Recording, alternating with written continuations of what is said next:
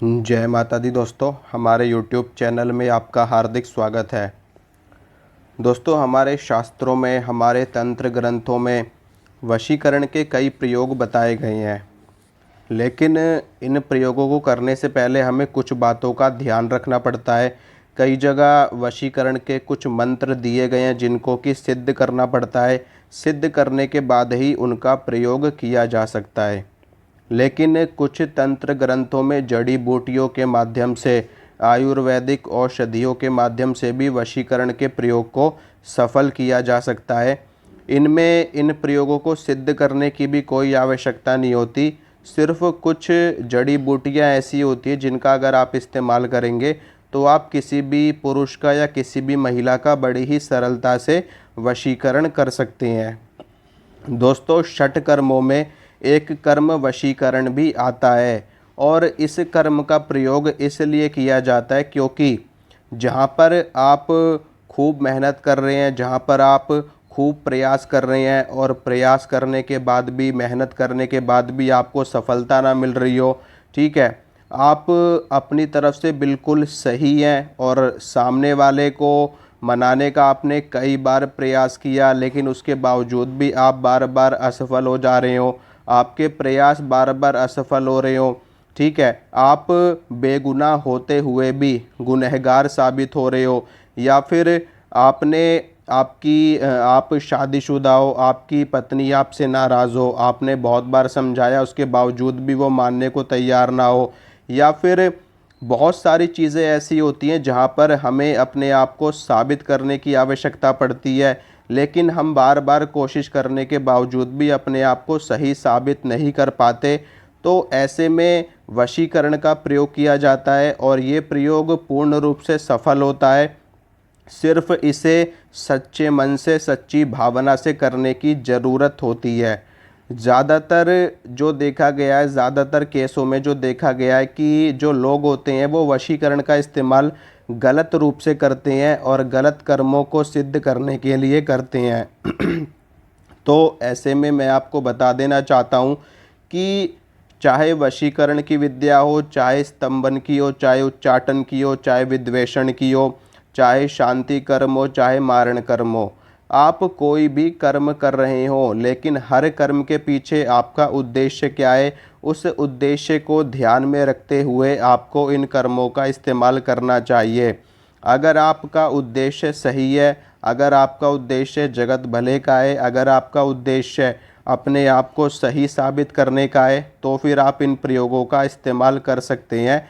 और अगर आप गलत करना चाहते हैं, किसी के साथ किसी को नुकसान पहुंचाना चाहते हैं, या फिर बेवजह इन प्रयोगों का इस्तेमाल करना चाहते हैं, या फिर सिर्फ आजमाने मात्र के लिए इन प्रयोगों का इस्तेमाल करना चाहते हैं, तो ये प्रयोग असफल भी हो जाते हैं। तो बात ये रही कि इन प्रयोगों को करने के पीछे आपका उद्देश्य कैसा है। तो इसी क्रम में मैं आपको आज तंत्र के 2-3 प्रयोग ऐसे बताऊंगा जिनके माध्यम से आप किसी भी महिला का, किसी भी स्त्री का बड़ी ही सरलता के साथ वशीकरण कर सकते हैं। लेकिन मैं आपको यही कहना चाहूँगा कि इस प्रयोग का गलत इस्तेमाल ना करें, अन्यथा आपके साथ हानि भी हो सकती है, आपके परिवार के साथ हानि हो सकती है, क्योंकि सही करोगे तो सही आपके साथ खुद ब खुद होगा, और अगर आप गलत करोगे तो कभी ना कभी आपके साथ भी गलत ज़रूर होगा। इसलिए जो मैं प्रयोग आपको बताने वाला हूँ, अगर आप सही हो, सच्चे हो और ईमानदार हो, और सिर्फ सही कार्य के लिए इस प्रयोग को करना चाहते हो, तो आपका स्वागत है। आप इस प्रयोग को कर सकते हो और अपने आप को सही साबित कर सकते हो। जैसा कि मैंने बताया, अगर आपकी पत्नी आपसे नाराज़ है, वो आपकी बात ना मान रही हो, और किसी भी कारण से आपका रिलेशन ख़राब हो रहा हो, तो आप इस प्रयोग को करके अपनी पत्नी को मना सकते हो। तो शुरुआत करते हैं। सबसे पहले मैं आपको एक प्रयोग बताना चाहता हूँ। इसमें आपको क्या करना है कि जड़ी बूटियों का प्रयोग है, खस, चंदन और शहद, ठीक है। ये 3 चीज़ें हैं, इन 3 चीज़ों को आपको ले लेना है, खस, चंदन और शहद। ये आपको आयुर्वेदिक जो सामग्रियों की दुकान होती है वहाँ पर आपको मिल जाएगा। ठीक है। खस, चंदन, शहद, ये 3 चीज़ें हैं। इन तीनों को बराबर मात्रा में आपको लेना है और पीस कर इसका चूर्ण बना लेना है। और खस और चंदन को पीसने के बाद शहद मिला कर के इसका आपको तिलक लगाना है अपने मस्तक पर, अपने आज्ञा चक्र पर। तिलक लगाने के बाद आप जिस भी स्त्री के सम्मुख जाएंगे वो स्त्री आपसे मोहित हो जाएगी, आपके वश में हो जाएगी, आपके आकर्षण में आ जाएगी। तो एक तो ये प्रयोग है, इसके साथ में 2 प्रयोग और मैं आपको बताऊंगा, ठीक है। इस प्रयोग को आप कभी भी कर सकते हो, किसी भी समय पे कर सकते हो, कोई समय की बाध्यता नहीं है, कोई टाइम की बाध्यता नहीं है, ठीक है। कोई भी दिन हो, कोई भी वार हो, कोई भी नक्षत्र हो, कोई भी समय हो, बस आपको यही करना है, इसका चूर्ण बनाना है और फिर इसमें शहद मिला करके आपको तिलक लगाना है। और जिस भी स्त्री को आप मोहित करना चाहते हैं उसके सम्मुख आपको जाना है, तो वो निश्चित रूप से आपके मोहन में, आपके सम्मोहन में आ जाएगी। तो एक तो प्रयोग ये है। इसी के साथ में जो दूसरा प्रयोग है वो है बच्च, कूट, केसर और गोरोचन। ये 4 चीज़ें हैं। ये जो बच्च होता है, बच्च, कूट, केसर और गोरोचन, ये दूसरा प्रयोग है। ये भी आपको पंसारी की दुकान पे मिल जाएगी, जहाँ पर आयुर्वेदिक औषधि मिलती है, वहाँ से आप ले सकते हो। इन चारों चीज़ों को आपको बराबर बराबर मात्रा में ले लेना है और इनका एक चूर्ण बना लेना है और सारी चीज़ों को मिक्स कर लेना है, चारों चीज़ों को आपस में मिक्स कर लेना है। अब इसका इस्तेमाल कैसे करना है? जिस भी स्त्री को, जिस भी महिला को आप वश में करना चाहते हो, उसके सिर पर, उसके शीश पर आपको ये थोड़ा सा चूर्ण डाल देना है। जब ये चूर्ण आप थोड़ा सा उसके शीश पर डाल दोगे तो वो स्त्री, वो महिला आपके वश में हो जाएगी, ठीक है। ये भी आप कभी भी कर सकते हो, कोई समय की बाध्यता नहीं है, कोई दिन की बाध्यता नहीं है। अब इसी के साथ में मैं आपको तीसरा प्रयोग बताता हूँ। तीसरा प्रयोग सुनिए।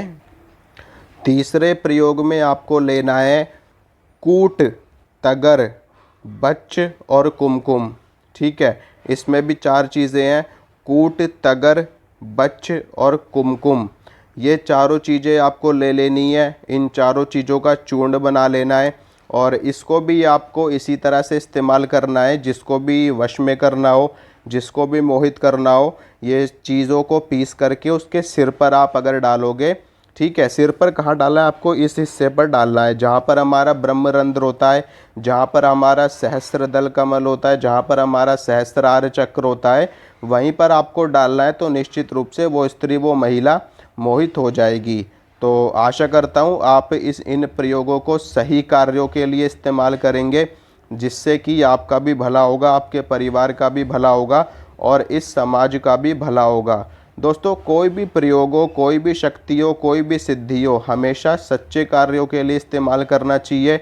इससे क्या होता है? आपकी आध्यात्मिक उन्नति होती है, ठीक है। आपको परमात्मा का साक्षात्कार करने का अवसर प्राप्त होता है, क्योंकि जो परमात्मा होते हैं, जो भगवान होते हैं, जो हमारे ईश्वर होते हैं, जो माँ भगवती होती हैं, उन सभी देवी देवताओं का एकमात्र उद्देश्य यही होता है कि किस प्रकार से इस जगत का कल्याण किया जाए, किस प्रकार से इस जगत का भला किया जाए।